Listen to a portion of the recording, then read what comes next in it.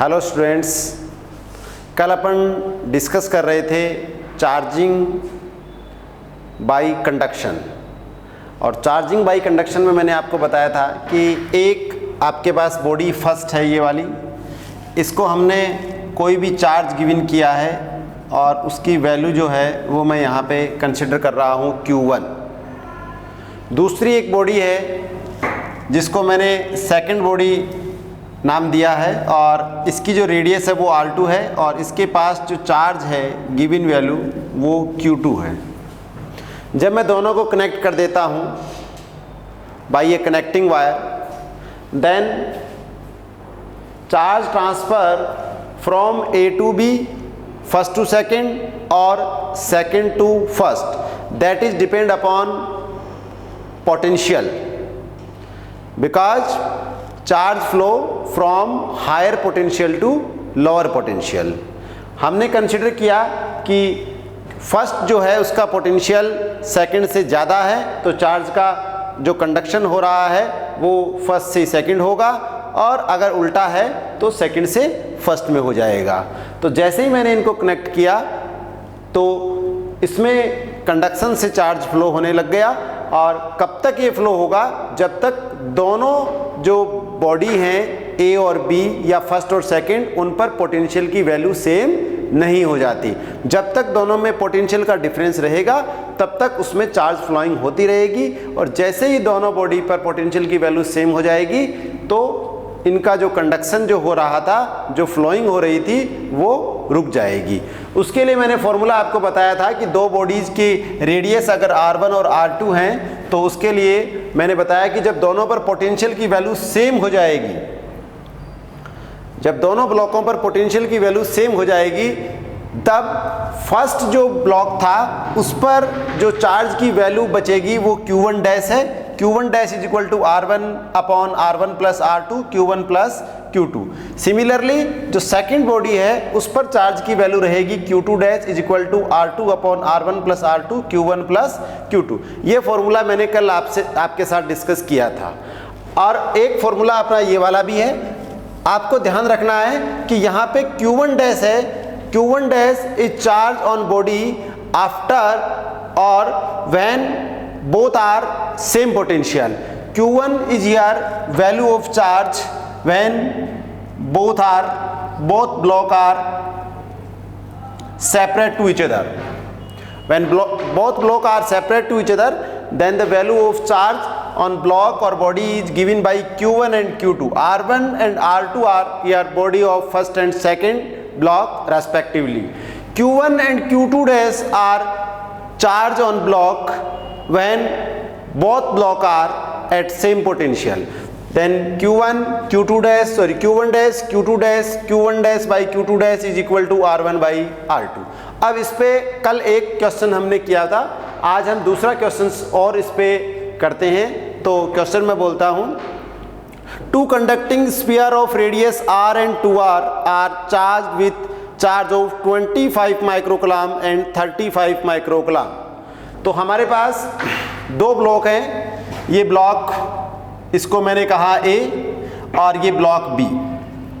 Question में कह रहा है कि एक ब्लॉक है जिसका रेडियस R है and radius of second block is given by 2R। We have two block, first block have radius R and second block have radius 2R। First block is charged by 25 microcoulomb, then the value of Q1 is here 25 microcoulomb and value of charge at second block is given by 35 microcoulomb। उसके बाद में question में कह रहा है these sphere are brought into contact। अब यहाँ पे दोनों को मैं कांटेक्ट में लेके आया हूँ। these block are brought into contact, then calculate final charge on each sphere। यानी कि आपको Q1 डैश और Q2 डैश इसकी वैल्यू फाइंड आउट करनी है। तो देखिए फॉर्मूला हमारे पास ये है, Q1 dash is equal to R1 upon R1 plus R2, Q1 plus Q2। तो यहाँ पे मैं Q1 डैश को फाइंड आउट करूँगा। ये Q1 dash is charge on block first when both block are at same potential. The value of R1 is here R, R1 is also R, and R2 is here 2R. Now Q1 is here 25 microcoulomb plus 35 microcoulomb. Now R upon 3R, and this becomes 0, ये 60. Now R is cancel out from R, then it becomes 60 by 3 microcoulomb, 20 microcoulomb. Then I can say that charge at first block, when both are connected to each other, remaining charge will be 20 microcoulomb from 25 microcoulomb. Now what will be the value of charge at second block when both are connected to each other, when both are at same potential? Then it becomes Q2 dash is equal to, from this formula, R2 upon R1 plus R2, then it becomes R upon R plus 2R. Q1 plus, sorry, 2R, R2 is here 2R, R plus 2R, and 25 plus 35 microcoulomb. Now it becomes 2R by 3R, and this is 60 microcoulomb. R is cancel out from this, 3 cancel out, 20, and it becomes 40 microcoulomb. It means the value of charge at second block after connecting them becomes Q2 dash is equal to 40 microcoulomb. ऐसे हम किसी भी questions को solve कर सकते हैं. हमें ये वाला फॉर्मूला लर्न करना है. मैंने आपको कल डिस्कस किया था आपके साथ, Q1 dash is equal to this and Q2 dash is equal to this, और एक ये वाला फॉर्मूला है. इसके बाद में हम आगे दूसरा कोई क्वेश्चन करते हैं. देखिए,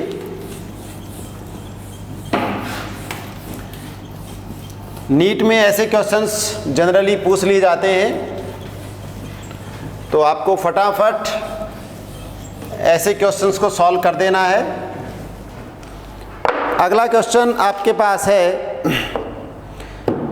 to identical conducting sphere A and B are charge with equal charge of Q. Two identical sphere, identical sphere हैं, तो जिसकी रेडियस R है यहाँ पे, तो दूसरे की भी रेडियस कितनी है, R. Charging with same charge, दोनों के पास Q चार्ज है.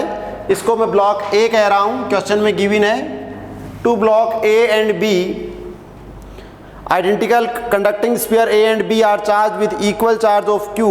Another identical charge conducting sphere C is brought into contact with sphere A. एक तीसरा ब्लॉक और है मेरे पास, थर्ड ब्लॉक, इसकी रेडियस भी R है और ये आपका न्यूट्रल है, इसके पास Q की वैल्यू 0 है, यानी कि QA is equal to Q है, QB is also equal to Q and QC is equal to 0. Now this block C is brought, C इसमें लिखा है sphere C is brought into contact with sphere A and then brought into contact with sphere B. पहले मैं C को A के contact में लेके आता हूं, तो देखिए ये मेरे पास ब्लॉक है A और इसको मैंने कनेक्ट कर दिया किसके साथ, C के साथ. दोनों की रेडियस R है, ध्यान से देखेंगे. इस पर चार्ज QA, इस पर चार्ज QC. क्वेश्चन में गिवन है कि QA की वैल्यू कितनी है, Q है, और क्वेश्चन में गिवन है QC की वैल्यू कितनी है, 0 है. दोनों की रेडियस कितनी कितनी गिवन है, आइडेंटिकल है, तो दोनों की जो रेडियस है वो R है. तो अब ये कह रहा है कि QC पर कितना चार्ज बन जाएगा और QA पर कितना चार्ज बन जाएगा. Late consider after connecting them it becomes QA dash and it becomes QC dash. After connecting them, the charge at first sphere at A sphere becomes QA dash and at C sphere becomes QC dash. Then what will be the value of QA dash? From previous formula, QA dash is equal to R1, यानी कि R हो गया upon R1 plus R2, तो ये हो गया R plus R upon total charge, then total charge will be Q plus 0। जो आपके पास ये वाला फॉर्मूला था Q1 dash is equal to R1 upon R1 plus R2 और Q1 प्लस Q2,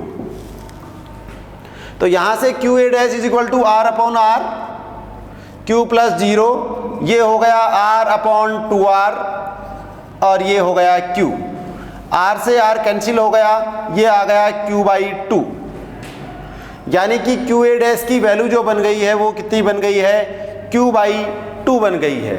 सिमिलरली इसी टाइप से फॉर्मूले में अपन Q2 डैश और QC डैश को सॉल्व करेंगे तो वो वैल्यू भी हमारी आ जाएगी Q बाई 2, यानी कि मैंने स्पीयर A को स्पीयर C से कनेक्ट किया है तो उन पर चार्ज बन गया है QA dash and QC dash, जिसमें QA dash is equal to Q by 2 and QC dash is also equal to Q by 2 because both are identical sphere. Now this C sphere is brought in contact with sphere B. Now the value of charge at sphere C is Q by 2 and value of charge at sphere B is here Q। Question में ये कहा जा रहा है कि 3 spear आपके पास हैं, ये A, B और C। A के पास Q चार्ज है, B के पास भी Q चार्ज है और C जो है वो न्यूट्रल है, यानी कि उसकी वैल्यू कितनी है? चार्ज की 0 है। पहले A को C के कांटेक्ट में लाया गया है, तो जैसे ही मैं A को C के कांटेक्ट में लाता हूं तो A पर चार्ज बन जाता है Q बाई 2 और C पर भी चार्ज बन जाता है Q बाई 2। इसके बाद में जब मैं इसको इसके कांटेक्ट में लाया, उसके बाद में मुझे इसको लाना है किसके कांटेक्ट में? B के कांटेक्ट में, यानी कि पहले मैं C को A के कांटेक्ट में लाता हूं, उसके बाद में मैं C को किसके कांटेक्ट में लाता हूं? B के कांटेक्ट में लाता हूं। तो जब मैं C को A के कांटेक्ट में लेके आया हूं तब चार्ज की वैल्यू बन गई है मेरे पास Q बाई 2। अब मैं इसी स्फीयर को B के कांटेक्ट में लेके आता हूं, तो अब जो C जो मेरे पास था उस पर जो चार्ज था ये C ब्लॉक है जिसकी रेडियस R है और ये B ब्लॉक है जिसकी रेडियस भी कितनी है? R है। तो अब यहाँ पे आप देखिए कि C पर कितना चार्ज बन जाएगा, जितना C पर बनेगा उतना ही B पर बनेगा, क्योंकि दोनों आइडेंटिकल हैं। मैंने आपको कल प्रूफ करके ये चीज़ बताई थी। तो अब वही फॉर्मूला मेरा ये वाला है, तो देखिए इसमें ये बन जाएगा मेरा QC डबल डैश, यहाँ पे QC डैश था, अब मैं इसको लिख रहा हूँ QC double dash is equal to R by, दोनों की रेडियस सेम है तो R by R plus R, और टोटल चार्ज हो गया Q बाई 2 प्लस Q। तो ये हमारा बन गया R by 2R into 3Q by 2। R is cancelled out from this R. Now it becomes 3Q by 4. Now the value of charge at sphere C becomes QC double dash is equal to 3Q by R.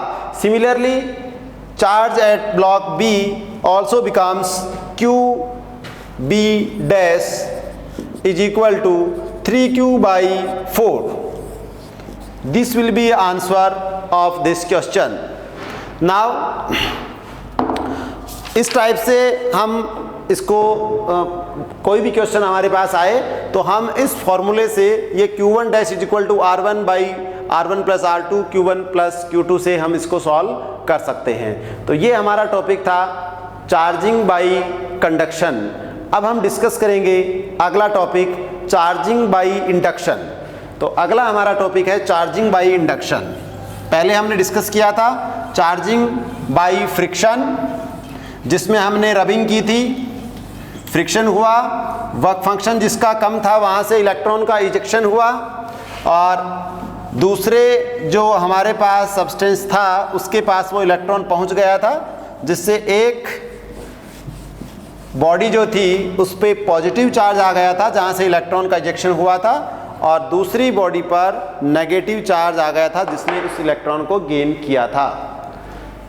Similarly conduction हुआ, conduction में charge का flow हुआ और वो charge आपका higher potential to lower potential की तरफ गया, और कब तक गया, जब तक कि दोनों का पोटेंशियल सेम नहीं हो जाता। दोनों का पोटेंशियल जब तक सेम नहीं हो जाता तब तक उसमें फ्लोइंग होती रही। तो ये इस टाइप से अगला टॉपिक हमारा है चार्जिंग बाय इंडक्शन। इसको हम ज़्यादा डिस्कस नहीं करेंगे, न्यूमेरिकल कमी आते हैं इस पे इंडक्शन पे। तो देखिए इसमें मैं आपको स्टेप बताता हूँ। स्टेप फर्स्ट, आप अपनी कॉपी में इसको नोट करते जाइएगा और मेरे को आप व्हाट्सएप कर दीजिएगा, जिससे कि मैं आपको PDF भी सेंड कर दूं। इसको कॉपी में आप अलग से बना लेना। एक जो कॉपी आपकी टेक्स्ट बुक की चल रही है, उस टेक्स्ट बुक वाली कॉपी में जो सर पढ़ा रहे हैं आपको, तो उसको आप अलग मेंटेन करना, और ये जो मैं आपको करवा रहा हूँ इसको आप अलग मेंटेन कराना, क्योंकि बोर्ड के हिसाब से मैं नहीं बता रहा हूँ आपको। मैं ये चीज़ मैं आपको कॉम्पिटिटिव एग्ज़ाम्स के हिसाब से बता रहा हूँ, उस बेस पे आपकी ये क्लासेज चल रही हैं। इसके बाद में हम अगला टॉपिक भी उसी लेवल का डिस्कस करेंगे। तो अभी हमारा है चार्जिंग बाय इंडक्शन। तो चार्जिंग बाय इंडक्शन में हमें क्या करना है, देखिए जैसे मेरे पास एक चार्ज बॉडी है, सपोज हमने कंसिडर किया कि एक बॉडी है हमारे पास जिसके पास ऐसे चार्ज है। दूसरा एक बॉडी है हमारे पास जो न्यूट्रल है, ये इसको मैं इंड्यूजर भी बोल देता हूँ। इंड्यूजर, इंड्यूजर का मीनिंग ये दूसरी को इंड्यूस्ड करेगा। ये मेरे पास न्यूट्रल बॉडी है, इसके पास कोई चार्ज नहीं है। जैसे ही मैं इसके कांटेक्ट में इसको लाऊंगा, तो क्योंकि न्यूट्रल है तो इसके इलेक्ट्रॉन जो है वो इस पॉजिटिव चार्ज से अट्रैक्ट होंगे, और इलेक्ट्रॉन एक तरफ जहाँ से इलेक्ट्रॉन रिलीज हो जाएगा, जैसे इलेक्ट्रॉन इस साइड में आ जाएंगे तो जिधर इलेक्ट्रॉन आएंगे वहाँ पे कैसा चार्ज बन जाएगा, ये नेगेटिव, और जहाँ से इलेक्ट्रॉन रिलीज हो गए हैं उस साइड में चार्ज बन जाएगा कैसा, पॉजिटिव। ये देखिए, तो जैसे ही मैं किसी चार्ज बॉडी को किसी न्यूट्रल बॉडी के एरिया में, उसके इफेक्टिव एरिया में जैसे ही मैं लाऊंगा, तो जो न्यूट्रल बॉडी है उसके ऊपर उसका इंडक्शन होना स्टार्ट हो जाएगा। यानी कि अगर इस पे पॉजिटिव चार्ज है तो इसके नेगेटिव जो चार्ज पार्टिकल हैं, जिनको हम इलेक्ट्रॉन बोल रहे हैं, वो इसकी तरफ अट्रैक्ट हो जाएंगे। जैसे ही इलेक्ट्रॉन इधर आएंगे, यहाँ से रिलीज होकर के आएंगे, तो जहाँ से इलेक्ट्रॉन का इजेक्शन हो जाता है उधर क्या बन जाता है, पॉजिटिव चार्ज बन जाता है। तो इस न्यूट्रल ब्लॉक पर एक साइड में आ जाएगा नेगेटिव और एक साइड में आ जाएगा पॉजिटिव। इसका नेगेटिव का मैग्नीट्यूड इस पॉजिटिव के मैग्नीट्यूड के क्या होगा, इक्वल होगा। और अभी भी ये बॉडी कैसी रहेगी, अभी भी ये बॉडी कैसी रहेगी, न्यूट्रल ही रहेगी। लेकिन हमें क्या करना है, इस बॉडी को चार्ज करना है, हमें इसकी चार्जिंग करनी है, और वो भी किससे करनी है, इंडक्शन से करनी है। तो मैं इसके कांटेक्ट में लाया, इस ब्लॉक बी को मैं इसके कांटेक्ट में लाया, लेकिन अभी भी ये ब्लॉक क्या है, न्यूट्रल है। अब अगर मैं इस स्टेप सेकंड में इस बॉडी को सेपरेट कर दूं, ये मेरे पास नेगेटिव चार्ज है इधर और ये पॉजिटिव चार्ज है, ऐसे अगर मैं इसकी अर्थिंग कर देता हूं, इसको ग्राउंड से कनेक्ट कर देता हूं, तो जैसा कि मैंने आपको बताया था कि positive charge flow from higher potential to lower potential. तो जो ग्राउंड है उस पर वैल्यू पोटेंशियल की कितनी है, 0 है। तो यहाँ से चार्ज का फ्लो हो जाएगा, और जैसे ही मैं इसको अर्थिंग करूँगा तो ये यहाँ पे पूरा का पूरा चार्ज यहाँ से ख़त्म हो जाएगा। रीज़न इसका है कि यहाँ से इलेक्ट्रॉन आएंगे और वो उसको न्यूट्रल कर देंगे। कब तक आएंगे, जब तक कि इस पर पॉजिटिव चार्ज रहेगा। तो ये इस टाइप से इसका डिस्ट्रीब्यूशन हो जाएगा। जैसे मैं इसको कनेक्ट करूँगा और ये ऐसे ये बॉडी क्या हो जाएगी, चार्ज हो जाएगी। रिपीट कर रहा हूँ, इंडक्शन में पहले मैंने एक इंड्यूजर लिया जो चार्ज बॉडी थी, उसके उसके इफेक्टिव एरिया में मैं एक न्यूट्रल बॉडी को लेके आया। जैसे मैं लेके आया तो पॉजिटिव की तरफ उस न्यूट्रल बॉडी के इलेक्ट्रॉन आ गए। जितने इलेक्ट्रॉन इधर आए उतने के उतने ही यहाँ पे कैसा चार्ज आ गया, पॉजिटिव चार्ज आ गया। अब मैं इसकी अर्थिंग कर दूंगा। अर्थिंग करने से ये पॉजिटिव चार्ज जो है वो यहाँ से रिड्यूस हो गया है, यानी कि अर्थ से इलेक्ट्रॉन निकल करके यहाँ पे आ गए। कब तक आएंगे? जब तक यहाँ पे पॉजिटिव चार्ज रहेगा। फिर मैंने इसको सेपरेट कर दिया है। इस टाइप से हमने एक बॉडी जो है उसको चार्ज कर दिया है। और मेथड जो हमारा था वो था charging A block by induction. तो इस टाइप से हमने 3 टाइप से हमने बॉडी को चार्ज करना सीखा है। फर्स्ट हमारा टाइप था फ्रिक्शन, दूसरा था बाय कंडक्शन, और थर्ड जो हमारा है वो है बाय इंडक्शन। तो ये इस टाइप से हम इसको एक्सप्लेन कर सकते हैं। अब अगला जो हमारा टॉपिक है वो इसमें आपका है चार्ज डेंसिटी, जिसपे कि न्यूमेरिकल मोस्टली आते हैं। तो चार्ज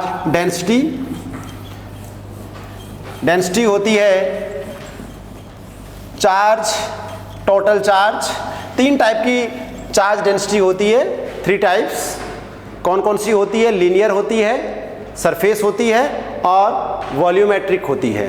तो चार्ज डेंसिटी जो है उसको मैं फर्स्ट चार्ज डेंसिटी मेरे पास है वो है linear charge density.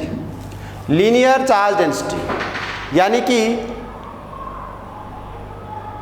Linear charge density जो है उसमें हम एक वायर कंसिडर करेंगे।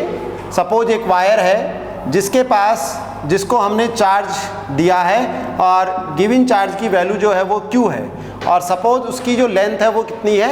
L है। तो लीनियर चार्ज डेंसिटी होगी जिसको हम डिनोट करेंगे लैम्बडा से। Linear charge density denoted by lambda. तो lambda is equal to total charge upon total length, total charge upon total length, then this becomes lambda is equal to Q by L. Here lambda is linear charge density. Consider we have a charge have length L and the value of given charge is here Q, then linear charge density lambda is equal to Q by L means total charge upon total length. Lambda is equal to Q by L.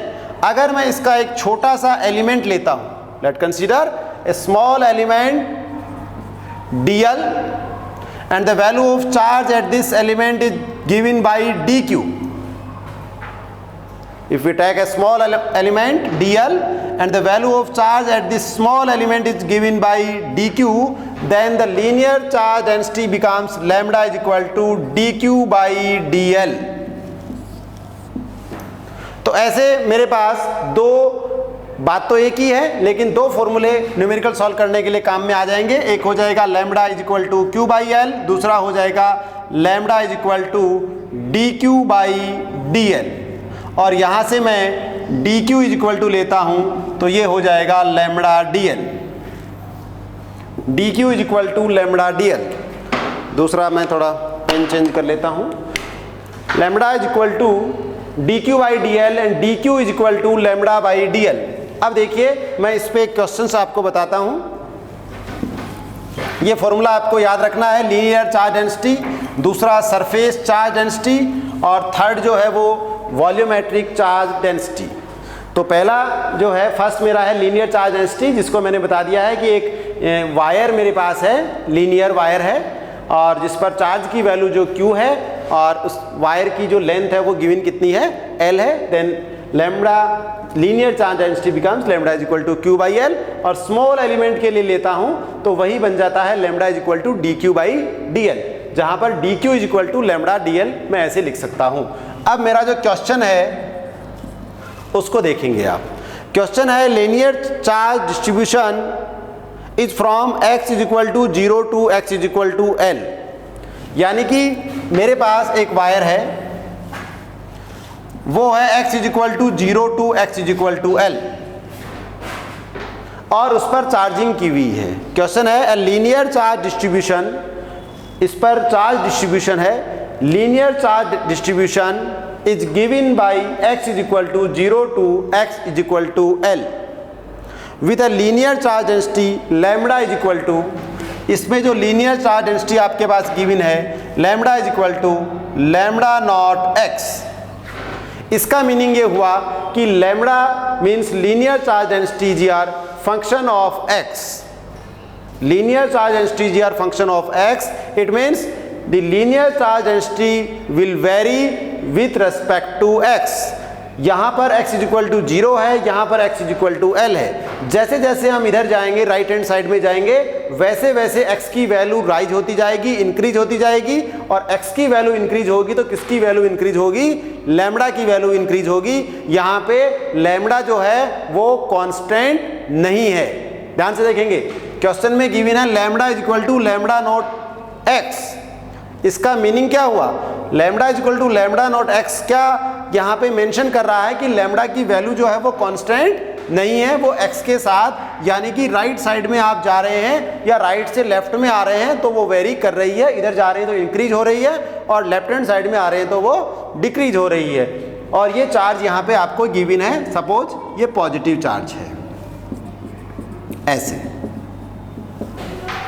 तो lambda is equal to lambda not x, और ये जो wire दिया है वो x is equal to 0 to x is equal to L है। तो question repeat कर रहा हूँ, linear charge distribution is from x is equal to 0 to x is equal to L with linear charge density lambda is equal to lambda not x where lambda not is constant.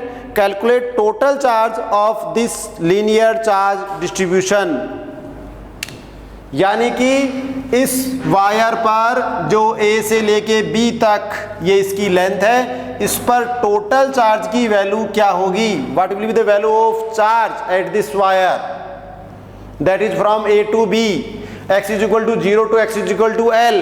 तो हम यहाँ पे देखेंगे कि हर छोटे से element को लेते हैं, आप छोटे छोटे एलिमेंट लेंगे तो हर छोटे से एलिमेंट पर चार्ज की वैल्यू डिफरेंट होगी, क्योंकि इस पर हर जगह पर चार्ज डेंसिटी की वैल्यू, लीनियर चार्ज डेंसिटी की वैल्यू सेम नहीं है। लीनियर चार्ज डेंसिटी की वैल्यू x के साथ वेरी कर रही है। अगर ये सिर्फ लैम्डा ही होता तो हर एलिमेंट पर चार्ज की वैल्यू क्या रहती? सेम रहती, और हम इसको यहाँ से लेके यहाँ तक इसका इंटीग्रेशन कर देते। अब हम क्या करेंगे, यहाँ पे हमने ये क्वेश्चन में दिया है कि लैम्डा की वैल्यू वेरी कर रही है, तो हमने इस पर एक छोटा सा एलिमेंट ले लिया, ये वाला। सपोज एक एलिमेंट लिया है dx, कितना लिया है? dx, छोटा सा एलिमेंट dx, और हमने कंसिडर किया कि उस स्मॉल एलिमेंट पर जो चार्ज की वैल्यू गिवन है वो कितनी है? dq है। Suppose a small element is taken as dx and the value of charge at this small element is here dq. Now charge at this small element dq, from above formula lambda is equal to dq by dx, small element dx है, lambda is equal to d q by d l मैंने लिखा है, D L small element था, यहाँ पे मैंने D x लिया है, तो lambda is equal to d q by d x, और यहाँ से इस स्मॉल एलिमेंट पर जो चार्ज की वैल्यू है वो है lambda d x. D q is equal to lambda d x, where d q is charge at small element and lambda is your linear charge density that is given by lambda not x, then it becomes lambda naught x dx, that is the value of charge at small element, at this small element dq is equal to this. Now you want to find out the value of charge at wire A to B, then I integrate it dq lambda naught x dx, where lambda naught is here constant, then lambda naught integration x dx, the limit of integration is here from x is equal to 0 to x is equal to L, then it becomes x is equal to 0 to x is equal to L. Now the total charge at this wire A to B is q, it becomes lambda naught Now integration of x dx from formula x to the power n dx, x to the power n dx, x to the power n plus 1 by n plus 1. The value of n is here 1. Then it becomes x to the power 1 plus 1 by 1 plus 1. x is equal to 0 to x is equal to L. ये formula मैं bio वाले students के लिए बता रहा हूँ. x 1 plus 1 by 1 plus 1, then it becomes q is equal to lambda naught x square by 2, x is equal to 0 to x is equal to L. Now put the value of limit, then lambda naught L square by 2 minus 0, और ये हो गया q is equal to lambda naught L square by 2. तो ये यहाँ पे हमारा answer आ गया है क्वेश्चन का कि value of charge at wire A to B is q is equal to lambda not L square by 2. आज हम इतना ही करेंगे. कल हम पढ़ेंगे सरफेस चार्ज डेंसिटी और उसके बाद में वॉल्यूमेट्रिक चार्ज डेंसिटी. तो मैं आपको बता दूं कि आप ये क्वेश्चन सॉल्व करेंगे तो भी एग्ज़ाम में आएंगे, और अगर आप इसको इग्नोर करोगे तो भी ये एग्ज़ाम में आएंगे. आपको अच्छे लगने या आपको अच्छे नहीं लगने से एग्जामिनर को और एग्ज़ाम में आने वाले क्वेश्चंस को कोई फ़र्क नहीं पड़ेगा. इसलिए अगर कोई स्टूडेंट्स इनको इग्नोर करता है कि मैं तो केवल जो बोर्ड में टेक्स्ट बुक में दिए हुए उतना ही करूँगा, सर पता नहीं कहाँ से हमारा दिमाग ख़राब कर रहे हैं, तो वो उनके लिए एक बहुत बड़ी नेग्लिजेंसी प्रूफ हो जाएगी. इसलिए आपको साथ के साथ इस टाइप के क्वेश्चंस, क्योंकि 11th क्लास में आप लोगों ने बहुत अच्छी मेहनत की है, क्योंकि हमारे पास बहुत टाइम था 11th क्लास में, हमने बहुत सारे क्वेश्चंस मैकेनिक्स वगैरह के डिस्कस किए हैं. तो अब हमें मौका खोना नहीं है. आप पढ़ोगे तो भी एग्ज़ाम होगा और आप नहीं पढ़ोगे तब भी एग्ज़ाम होगा. किसी को आपकी खबर नहीं है, आपको अपनी खबर खुद को रखनी है.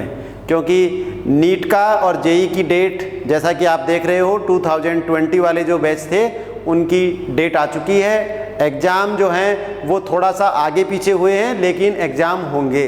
सिमिलरली आपका बोर्ड का एग्ज़ाम भी कंफर्म होगा और आपका नीट और जेई की जो बच्चे प्रिपरेशन कर रहे हैं उनका एग्ज़ाम भी कंफर्म होगा.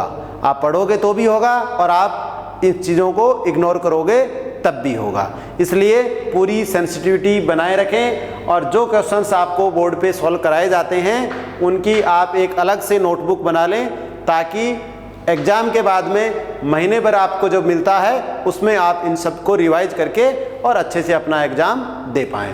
तो ये मैंने लीनियर चार्ज डेंसिटी पर एक क्वेश्चंस बता करके आपको ऐसे इसको सॉल्व किया है. कल हम इसी टाइप से सरफेस चार्ज डेंसिटी पर क्वेश्चन करेंगे, फिर हम वॉल्यूमेट्रिक चार्ज पे करेंगे और फिर हम आपको याद दिलाएंगे 11th क्लास वाली मैकेनिक्स, जिस पर न्यूटन्स लॉ ऑफ मोशन जो हमने किया था उसी टाइप के क्वेश्चन अब हम यहाँ पे कूलॉम्स लॉ पर करेंगे. तो कल अगला टॉपिक हम स्टार्ट करेंगे. Thank you.